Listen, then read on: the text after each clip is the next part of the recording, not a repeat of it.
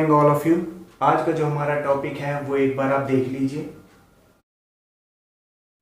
तो जैसे कि आपने देख लिया है कि आज हम क्या क्या डिस्कस करने वाले हैं, तो सबसे पहले हम बात करते हैं कोऑर्डिनेट की। कोऑर्डिनेट का मतलब क्या होता है? Pair of number represent the position of a point in a plane. यानी किसी भी पॉइंट की अगर हमें पोजीशन बतानी है तो उसके लिए हमें क्या चाहिए? पेयर ऑफ नंबर चाहिए, और वो कहाँ चाहिए? प्लेन में। तो यही होता है कोऑर्डिनेट। ठीक है, अब उसके बाद बात करते हैं कोऑर्डिनेट के बाद कार्टेशियन कोऑर्डिनेट। देखो, कार्टेशियन कोऑर्डिनेट यानी कोऑर्डिनेट का मतलब हो गया पॉइंट की पोजीशन बताना, और कार्टेशियन का मतलब क्या हो गया? Coordinate axis. अब हमें पता है कोऑर्डिनेट एक्सिस क्या होता है। कोऑर्डिनेट एक्सिस का मतलब होता है कि आपके पास दो लाइंस हैं जो म्यूचुअली परपेंडिकुलर होती है, X axis, Y axis, negative X axis और नेगेटिव वाई एक्सिस। तो अगर मुझे मान लीजिए ये पॉइंट P है और इसकी मुझे पोजीशन बतानी है इन कोऑर्डिनेट एक्सिस में, ठीक है ना, रेक्टेंगुलर एक्सिस भी कहते हैं। तो मैं क्या करूंगा, इस पॉइंट पर परपेंडिकुलर ड्रॉ कर दूंगा अलोंग एक्स एक्सिस और अलोंग वाई एक्सिस, है ना। अब उसके बाद ये जो लाइन है जो परपेंडिकुलर है एक्स एक्सिस पे, इसे हम कहते हैं ऑर्डिनेट।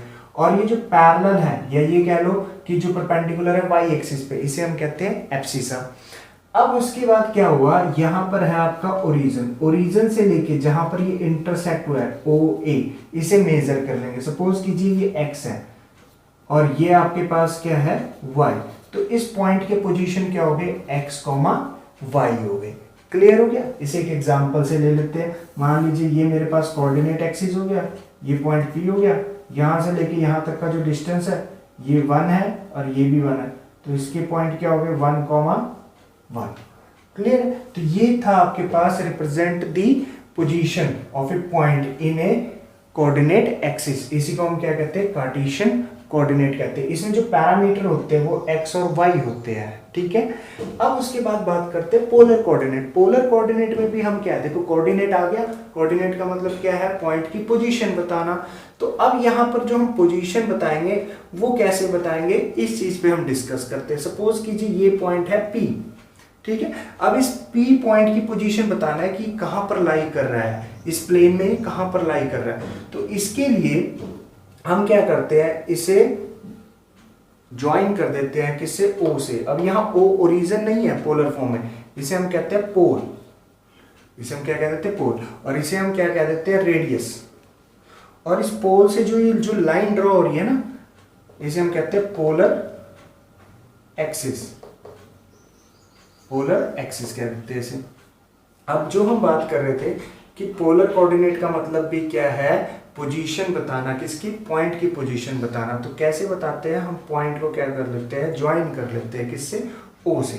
तो ये बन गया आपके पास रेडियस यानी R। और ये जो रेडियस है इसने पोलर एक्सिस के साथ जितना एंगल बनाया है, ठीक है, कितना बनाया है? सपोज करो थीटा।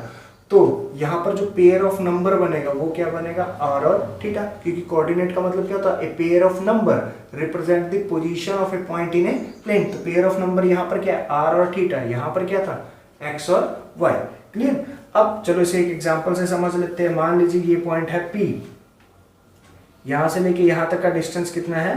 √2। और इसने कितना एंगल बनाया है? 45। तो R कितना हो गया? √2 और थीटा कितना हो गया? 45। तो इसके कोऑर्डिनेट क्या हो गए? √2, 45। तो ये होता है आपके पास पोलर कोऑर्डिनेट। और पोलर कोऑर्डिनेट कब यूज करते हैं हम? जब आपके पास कोई लाइन क्या करती है? रिवॉल्व करती है, ठीक है, रोटेट होती है, चाहे वो क्लॉकवाइज हो चाहे एंटी क्लॉकवाइज हो। तो वहां पर हम जो कोऑर्डिनेट यूज करते हैं वो हम कौन सा यूज करते हैं? Polar coordinate. उसके बाद हमने ये देखा कि कार्टेशियन कोऑर्डिनेट और पोलर कोऑर्डिनेट के बीच में रिलेशन भी है। क्या रिलेशन है? चलो इसे समझते हैं। इसके लिए दोबारा मैं क्या करता हूँ? प्लेन ड्रॉ कर देता हूँ।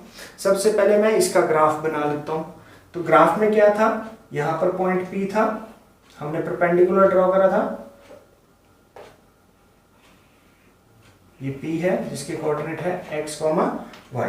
क्लियर? अब उसके बाद क्या था? जो दूसरा ग्राफ था आपके पास किसका था? पोलर कोऑर्डिनेट का। उसमें हमने P को किससे ज्वाइन कर दिया था? O से, यानी पोल से, है ना। तो ये कितना था? R। और ये कितना था आपके पास? थीटा। और कार्टेशियन कोऑर्डिनेट में ये कितना था आपके पास? y। तो ये भी कितना हो गया? y। और ये कितना हो गया? x। तो क्या आप यहां से r की वैल्यू निकाल सकते हैं? बिल्कुल निकाल सकते हैं। हाइपोटेन्यूज का square is equal to base square plus perpendicular square. तो r की वैल्यू कितनी आ गई? x square plus Y square. Clear है? अब same as it is sine theta किसके इक्वल होता है? परपेंडिकुलर बाय हाइपोटेन्यूज, यानी y बाय r। तो यहां से y की वैल्यू कितनी आ गई?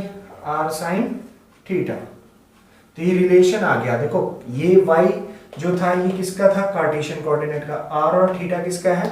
पोलर कोऑर्डिनेट का। तो ये रिलेशन आ गया ना। Same as it is cos theta किसके इक्वल होता है? Base by hypotenuse. तो यहां पर बेस कितना है? x, हाइपोटेन्यूज r ही है। तो x इज इक्वल टू क्या आ गया? r cos theta. इसका मतलब ये जो x है ये है आपका r cos थीटा, और जो ये y है ये है आपका r sin theta. Same as it is tangent theta किसके इक्वल होगा? यानी एंगल जो थीटा होगा वो किसके इक्वल होगा? y बाय x, यानी परपेंडिकुलर बाय बेस, है ना? यही होता है। अब यहां से ये तो आ गया रिलेशन। रिलेशन किसके बीच में आया? कि जो आपके कार्टेशियन कोऑर्डिनेट है ना x, इस x को मैं r cos थीटा भी लिख सकता हूं और इस y को r sin थीटा भी लिख सकता हूं।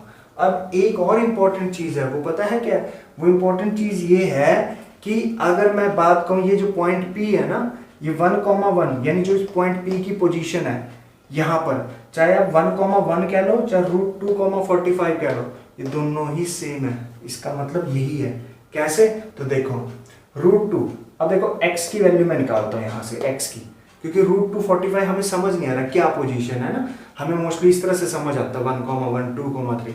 तो चलो √2, r की वैल्यू कितनी है? √2, थीटा की वैल्यू कितनी है? 45। तो x किसके इक्वल था? r cos theta. r की वैल्यू √2 पुट कर देता हूं और cos 45, x is equal to क्या हो गया? √2 मल्टीप्लाई cos 45 की वैल्यू 1/√2, तो √2 से √2 कैंसिल आउट, x की वैल्यू कितनी आ गई? 1। Same as it is y की निकालो, r कितना है? √2, y किसके इक्वल है? r sin थीटा, sin 45, तो √2 मल्टीप्लाई 1/√2, y की वैल्यू भी कितनी आ गई? 1। तो यानी जिसे हम कार्टेशियन कोऑर्डिनेट में p की जो पोजीशन है वो क्या बता रहा है? 1,1, उसे हम पोलर कोऑर्डिनेट में क्या कह रहे हैं? √2,45। पर पॉइंट वहीं पर ही है। यानी कहने का मतलब ये है कि मान लो अगर मेरे पास पॉइंट P 1,1 ये है, तो पोलर फॉर्म में ये पॉइंट नहीं है √2,45, आपके पास √2,45 क्या है? यही पॉइंट है। यानी ये रेडियस और एंगल में बता रहा है इस पोजीशन को, और ये कार्टेशियन फॉर्म में यानी नंबर में बता रहा है। क्लियर हो गया? दोनों एक ही चीज है आपके पास, ठीक है? जैसे अगर मान लो अभी भी थोड़ा बहुत डाउट है, सपोज कीजिए ये एक लाइन है, ये 1 मीटर की लाइन है, इसे मैं 1 मीटर भी कह सकता हूँ और 100 सेंटीमीटर भी कह सकता हूँ, है उतनी लेंथ, है ना? चेंज तो नहीं हुआ। 1 मीटर और 100 सेंटीमीटर कहने पर क्या इसकी लेंथ चेंज हुई है? नहीं हुई है ना। तो सेम एज इट इज, अगर इस पॉइंट जो P पॉइंट है, अगर इसकी पोजीशन 1,1 है या फिर √2,45, दोनों ही क्या है? सेम है। ये पॉइंट यहाँ पर ही लाई कर रहा है, ना कि 1,1 पे यहाँ पे और √2,45 पे यहाँ पे यहाँ पे यहाँ पे, ऐसे कहीं नहीं लाई कर रहा है। ये वहीं पे ही लाई कर रहा है जहाँ 1,1 है। क्लियर हो गया? तो होप आप सबको ये अच्छे से समझ आ गया होगा कि रिलेशन क्या होता है पोलर कोऑर्डिनेट और कार्टेशियन कोऑर्डिनेट के बीच में। ठीक है? Thank you.